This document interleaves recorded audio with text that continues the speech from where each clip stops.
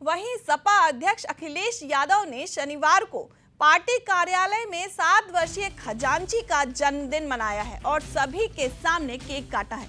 उन्होंने कहा कि नोटबंदी से काला धन खत्म होने की बात भी कही है। 7 साल बाद हालात सभी के सामने हैं। उन्होंने कहा कि 15 लाख करोड़ रुपए का कॉर्पोरेट फ्रॉड हुआ था, इसकी भरपाई के लिए नोटबंदी की गई थी। उन्होंने कहा कि इसके जरिए भाजपा ने गरीबों का पैसा अमीरों की तिजोरी में भरने का काम किया है।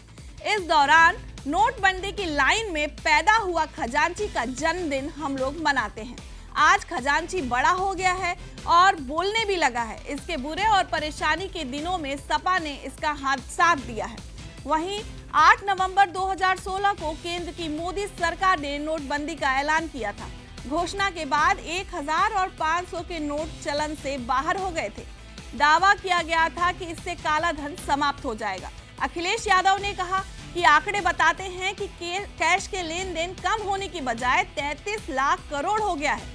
जहां 18% जीएसटी है, वहां कैश में लेन देन ही हो रहा है।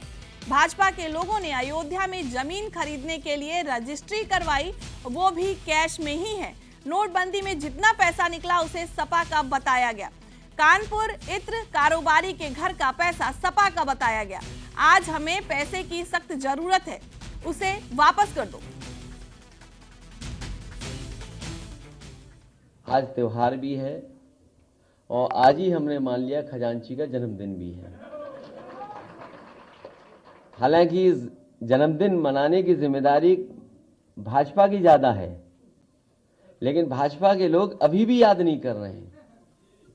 इतने वर्षों के बाद भी नोटबंदी जो उन्होंने बातें रखी थी कि नोटबंदी से ये लाभ मिलेगा, नोटबंदी का ये परिणाम होगा, हमारी अर्थव्यवस्था ऐसे घूम जाएगी या गरीबों की जेब में इतना पैसा पहुंच जाएगा, और जो बड़ी बड़ी बातें कि आतंकवाद खत्म हो जाएगा, भ्रष्टाचार खत्म हो जाएगा। लेकिन पिछले इतने वर्षों के बाद भी अगर हम उनके कार्यकाल का आकलन करें तो कहीं ना कहीं नोटबंदी करके सोची समझी रणनीति के तहत ये लिया हुआ फैसला है। क्योंकि जो आंकड़े बताते हैं और समय समय पे जो चीजें सामने आती हैं, लगभग 15 लाख करोड़ रुपए कॉर्पोरेट लॉस, कॉर्पोरेट फ्रॉड की वजह से जो नुकसान हुआ था नोटबंदी के माध्यम से, मुझे लगता है कि उसकी भरपाई की गई है।